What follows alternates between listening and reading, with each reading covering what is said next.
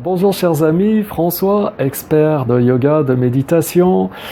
Alors je voulais vous faire une vidéo aujourd'hui tout simplement pour répondre à une question qui m'a été posée par une élève au sujet de la pratique méditative et qui me témoigne de la réaction qu'elle a eue de la part de deux de ses amis face à son engagement à pratiquer la méditation au quotidien. Donc ses amis lui ont répondu comme ça: « Ah, la méditation, mais ce n'est pas pour moi.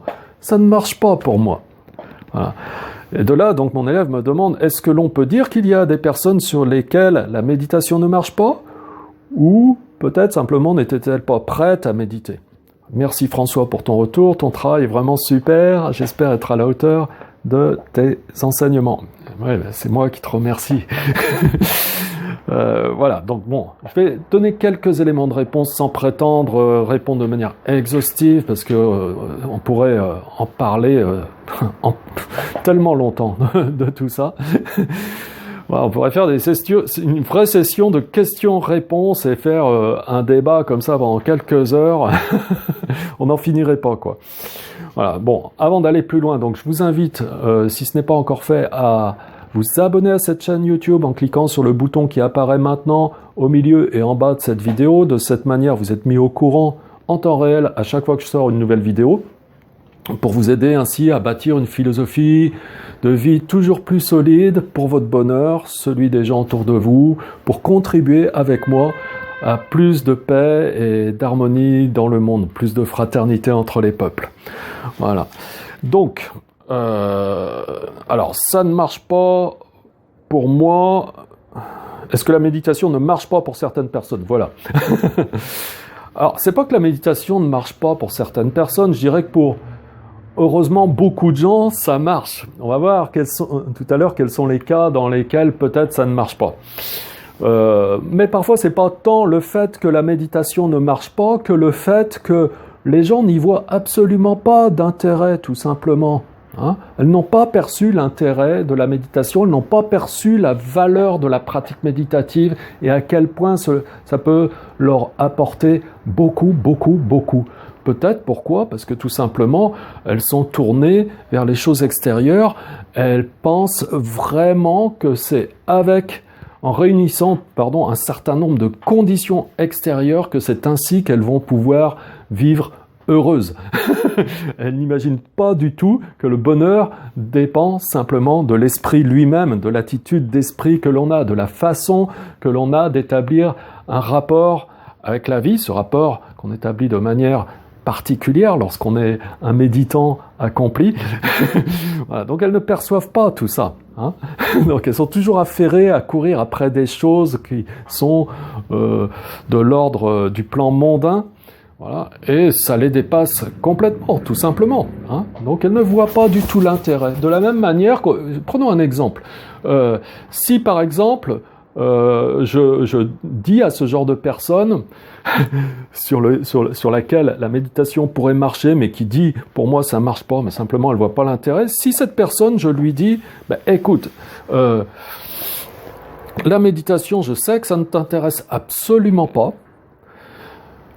Par contre, alors il y a une opportunité, c'est cette nuit à 3h du matin, je fais une session méditative, à 10 km de chez toi, et chaque personne qui viendra à cette session méditative à 3h du matin, repartira une heure après, donc après la session de méditation, repartira avec 10 000 euros. Là, il y a de fortes chances que la personne arrive. Et vienne méditer. Tout d'un coup, elle a un intérêt pour la méditation. En réalité, elle n'a pas un intérêt pour la méditation. Elle a un intérêt pour le fait qu'après la session, elle aura 10 000 euros. Pourquoi? Parce que la personne voit très bien ce qu'elle va pouvoir faire avec 10 000 euros. Pour elle, c'est concret. Elle est habituée à fonctionner avec ça. Hein, comme nous tous d'ailleurs.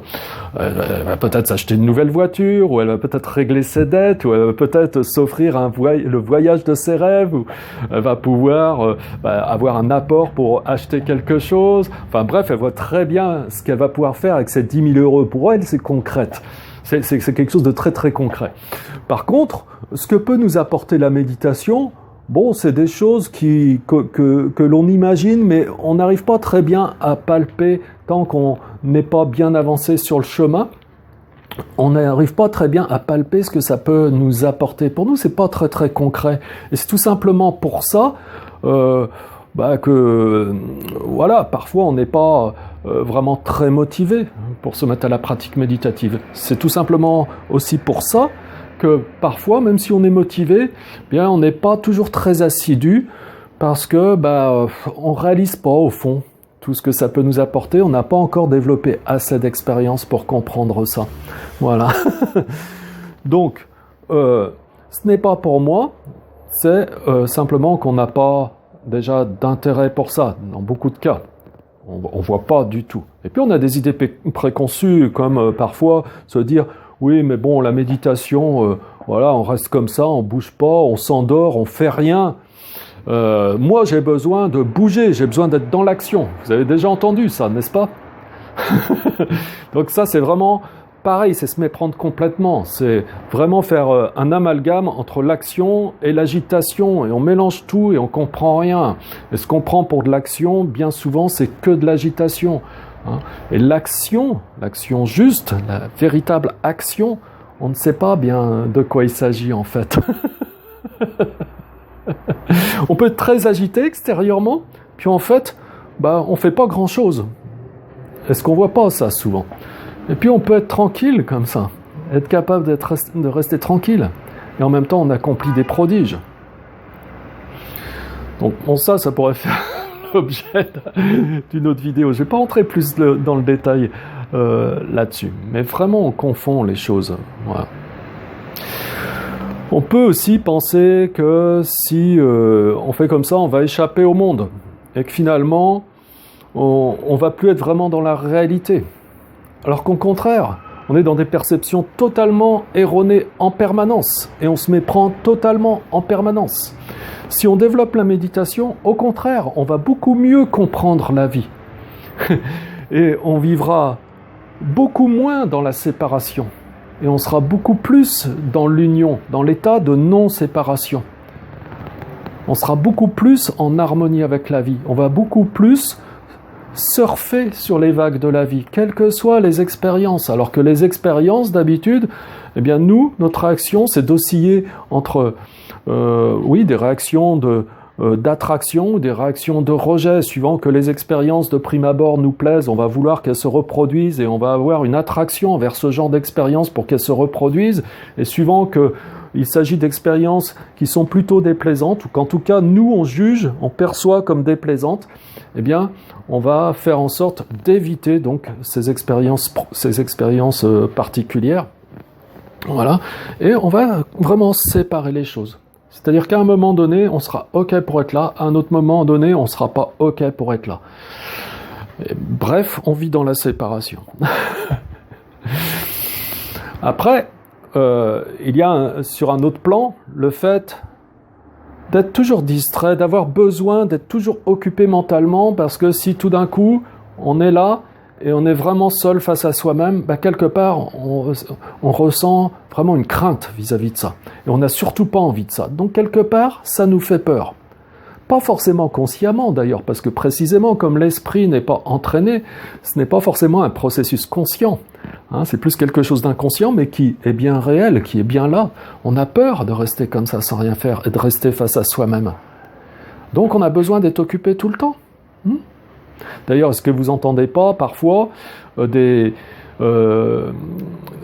personnes au sujet desquelles on dit « Ah, mais lui, il a une vie vraiment pleine, il est toujours invité, il est toujours occupé, il a une vie vraiment passionnante, voilà, il se passe toujours quelque chose. » Mais bon, bien souvent, quand les personnes sont en permanence comme ça, c'est plus une fuite qu'un signe d'épanouissement. Et dès qu'il se passe quelque chose, dès que la vie nous rattrape, et puis qu'on se retrouve face à nous-mêmes, parce qu'à un moment ou un autre, la vie nous met face à nous-mêmes, et bien là, tout s'écroule. Et là, on découvre que finalement, la personne n'était pas si équilibrée que ça, et qu'au contraire, elle était tout le temps en fuite. Et parfois, on est très surpris de voir que tout d'un coup, les gens sombrent brutalement dans la déprime. Et on s'étonne presque. C'est normal, c'est tout à fait normal. Voilà. Il y a autre chose, si on tourne son intérêt vraiment vers les choses de ce monde, c'est-à-dire vers l'argent et que l'argent, l'argent, je veux dire l'argent pour acquérir des possessions, pour soi personnellement, si on est attaché à la renommée, si notre intérêt est tourné vers toutes ces choses-là. On se dit, mais pourquoi je vais m'arrêter et puis rester comme ça? Quel sens ça a? On voit pas le sens, hein, donc il n'y a aucun intérêt. Donc effectivement, dans tous ces cas-là, on n'est pas prêt à méditer. Et si on n'est pas prêt à méditer, de toute façon, ça ne peut pas marcher. C'est pas possible, hein. Voilà. Donc, si on n'est pas prêt à méditer, ça ne peut pas marcher, c'est une chose. Alors, est-ce qu'il y a des cas où on pourrait être prêt à méditer et malgré tout, ça ne marcherait pas? Eh bien, oui, il peut y avoir, prêt à méditer, avoir envie de méditer. Il peut y avoir des cas où on aurait envie de se mettre à la pratique méditative et pour autant, ça ne va pas marcher correctement. Et même, je pense que parfois, ça peut être déconseillé. Alors, il y a le cas très particulier que je cite toujours, c'est que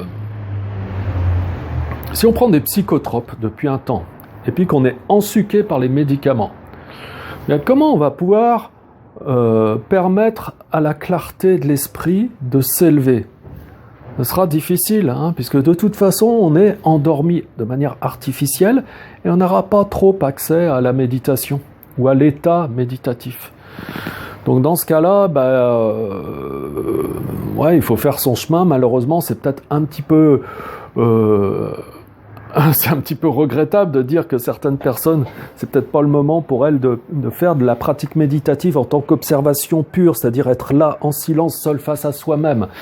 Donc de manière intermédiaire, en attendant que les gens se détendent un petit peu, qu'ils aillent mieux et qu'ils puissent diminuer au moins un peu les médicaments sur avis médical, eh bien je pense que de manière intermédiaire, c'est intéressant de pratiquer, mais avec des méditations guidées, qui sont un petit peu à mi-chemin entre la méditation proprement dite et la relaxation.